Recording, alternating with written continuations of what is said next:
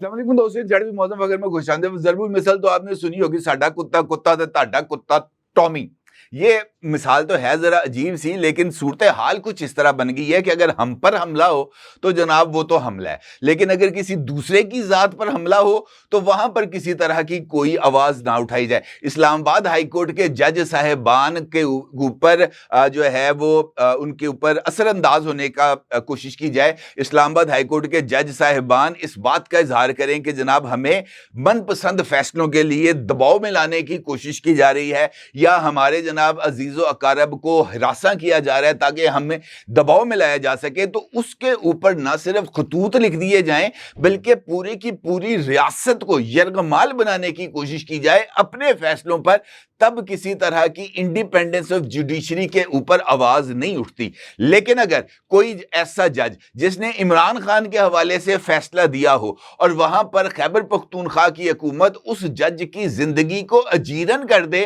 اس کے اوپر مقدمات قائم کرے یا اس کے اوپر جعلی الزامات عائد کرے، تو پھر اس صورتحال میں اسلام آباد ہائی کورٹ کے ہی جج صاحبان کہیں کہ جناب یہاں پر جوڈیشری کے متاثر ہونے کا کیا سوال پیدا ہوتا ہے، تو جناب صورتحال ذرا تھوڑی سی خراب ہو جاتی ہے۔ آپ یقینی طور پر جاننا چاہیں گے کہ ایسا کیا ہوا ہے آج جس کی بنیاد کے اوپر میں نے آپ کے سامنے اتنی لمبی تمہید باندھی ہے۔ عرض یہ ہے جناب، اسلام آباد کے ہائی کورٹ کے ایک جج صاحب ہیں، ان کا نام ہے جسٹس بابر ستار صاحب۔ جسٹس بابر ستار صاحب کی عدالت کے اندر آج ایک شکایت کی سنوائی ہونی تھی، اور وہ شکایت تھی جناب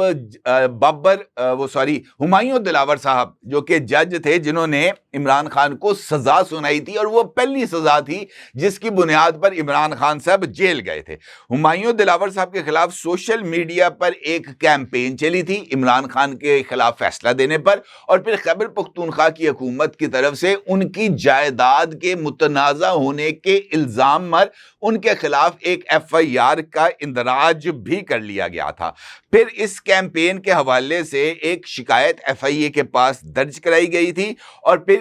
جو مقدمہ تھا اس کے اخراج کے لیے بھی ایک درخواست کو دائر کیا گیا تھا۔ اب ایف آئی اے کی طرف سے یہ جو کارروائی ہوئی تھی وہ اسلام آباد ہائی کورٹ میں اس کی سنوائی تھی، اور اس کی بنیاد پر ایک رپورٹ اسلام آباد ہائی کورٹ میں سبمٹ کرائی گئی تھی ایف آئی اے کی جانب سے، جس میں بڑی تفصیل کے ساتھ بیان کیا گیا کہ جج ہمایوں دلاور کے خلاف خیبر پختونخوا میں مقدمہ کیسے درج ہوا، اور ان کی سوشل میڈیا مہم کیسے کی گئی، اور کس طریقے سے ہمایوں دلاور صاحب کو ہراساں کیا گیا، ہمایوں دلاور صاحب کو عمران خان کے خلاف فیصلہ سنانے کی سزا دی گئی، اور ان کے فیملی کے اوپر کس طریقے سے یہ جو دباؤ ہے وہ ڈالنے کی کوشش کی گئی۔ جسٹس بابر ستار صاحب کی عدالت میں اس رپورٹ کو پڑھا گیا، اور اس رپورٹ سے میں یہ نتیجہ اخذ کیا گیا کہ جناب اس سارے معاملے سے عدلیہ کا وقار مجروح ہوا ہے۔ اس پر جسٹس بابر ستار نے یہ رپورٹ سنی اور وہ بڑے حیران ہوئے کہ ایک جج جو کہ پشاور کا رہنے والا ہے، اسلام آباد میں اس نے عمران خان کو سزا سنائی تھی، اس کے اوپر خیبر پختونخوا کی حکومت کے جو اقدامات ہیں اس کی بنیاد پر یہ بات کیسے کہی جا سکتی ہے کہ عدالت کا وقار مجروح ہوا۔ یعنی بابر ستار صاحب یہ کہہ رہے ہیں کہ ماتحت عدلیہ کے جج کے اوپر اگر کسی طرح کی انتقامی کارروائی کی جائے تو اس سے عدلیہ کا وقار مجروح نہیں ہوتا۔ عدلیہ کا وقار مجروح صرف اس صورت میں ہوتا ہے جب بندہ ہائی کورٹ کا جج ہو۔ لوئر کورٹ کا جج ہو زیبا چودھری کی طرح تو عمران خان بھرے جلسوں میں کہہ سکتے ہیں کہ جناب ہمیں اقتدار میں آئے تو زیبا چودھری ہم تمہیں دیکھ لیں گے، ٹھیک ہے جی، اس طرح کے کاموں کی اجازت ہے۔ ہائی کورٹ کے جج کے اوپر کسی طرح کی کوئی بات کی جائے تب توہین عدالت لگ سکتی ہے، تب تمام کے تمام لوگ حرکت میں آ سکتے ہیں۔ اور جناب جسٹس بابر ستار صاحب نے اس کے بعد ایف آئی اے کے وکیل کے ساتھ ایک مکالمہ کیا۔ جسٹس بابر ستار صاحب کی طرف سے پوچھا گیا کیا ہمایوں دلاور کی طرف سے ایف آئی اے میں کوئی کمپلینٹ فائل کی گئی تھی یا عدلیہ نے کوئی شکایت جمع کرائی تھی؟ اس پر ایف آئی اے کے وکیل کا کہنا تھا نہیں، جج کی طرف سے نہیں، ان کے بھانجے نے کمپلینٹ کو فائل کیا تھا۔ جج صاحب خود جو ہے وہ مدعی نہیں بنے تھے، ان کا جو قریبی عزیز تھا وہ اس کے اوپر مدعی بنا تھا۔ اس پر جسٹس بابر ستار کا یہ کہنا تھا ایف آئی اے کے وکیل کو کہ کیا آپ کو پتا ہے اس ہائی کورٹ یعنی اسلام آباد ہائی کورٹ کے کتنے ججز کے خلاف کیمپینز چلیں؟ ہائی کورٹ کے ججز کے معاملے پر ایف آئی اے نے کہا کہ پتہ نہیں کہ یہ سب کچھ کون کر رہا ہے. یعنی جب اسلام آباد ہائی کورٹ کے جج صاحبان کے خلاف مہم چل رہی تھی بقول جسٹس بابر ستار، تو اس موقع پر ایف آئی اے سے پوچھا گیا تھا کہ جناب یہ کیمپین کون چلا رہا ہے؟ مجھے لگتا ہے کہ یہ جو کیمپین کا اشارہ جسٹس بابر ستار صاحب کر رہے ہیں یہ وہ جعلی ڈگری کا کیس ہے جو جناب طارق محمود جہانگیری صاحب کے حوالے سے تھا، اور اس موقع پر یہ جعلی ڈگری کے ایشو کو لے کر باضابطہ طور پر مختلف جگہوں پر یہ سوال اٹھا تھا کہ یہ جو سسٹم ہے یہ کس حد تک کمزور ہو چکا ہے کہ ایک بندہ مبینہ طور پر جعلی ڈگری کا حامل ہو اور اس کی ڈگری کے اوپر متعلقہ یونیورسٹی کی طرف سے واضح طور پر بات بھی سامنے آ جائے اور وہ بدستور ہائی کورٹ کا جج رہے. تو اس کے اوپر کیمپین چلی تھی. بابر ستار صاحب شاید اس حوالے سے حوالہ دے رہے ہوں. ان کا یہ کہنا تھا کہ جناب ہمیں نہیں پتا یہ کیمپین کب ہوئی، کس نے سٹارٹ کی، ہمیں اس کے بارے میں کوئی علم نہیں. پھر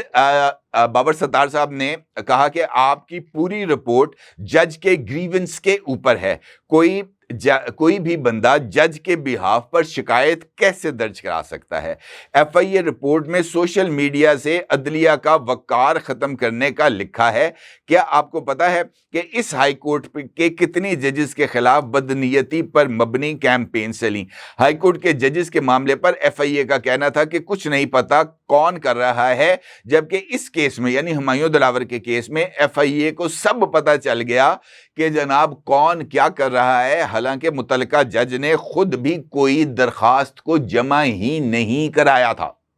اندازہ کریں آپ، یہ جو خبر میں نے ابھی آپ کی خدمت میں رکھی ہے یہ محض ایک لٹمس ٹیسٹ ہے جس سے یہ بات واضح ہوتی ہے کہ کس طریقے سے خود عدلیہ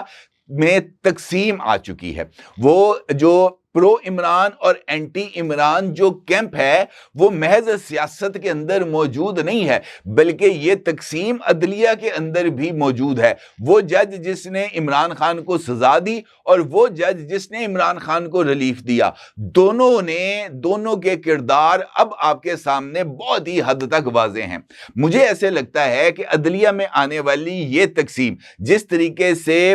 سپریم کورٹ سے ہائی کورٹس کے اندر ٹرانسفر ہوئی ہے اور ہائی کورٹ سے لوور جوڈیشری کے اندر ٹرانسفر ہوئی ہے، یہ بہت ہی زیادہ سنگین ایشو ہے اور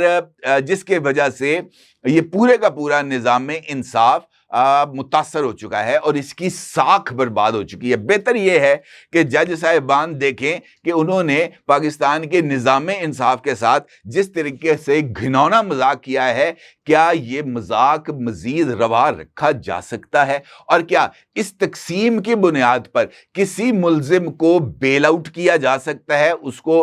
جو ہے وہ ریلیف دیا جا سکتا ہے؟ اور اسی تقسیم کی بنیاد پر کیا کسی متاثرہ شخص کو محض اس بات پر مورد الزام ٹھہرایا جا سکتا ہے کہ تم نے کسی کے پسندیدہ شخص کو سزا کیوں سنائی؟ میرا نہیں خیال کہ جناب بابر ستار صاحب کو اس طرح کا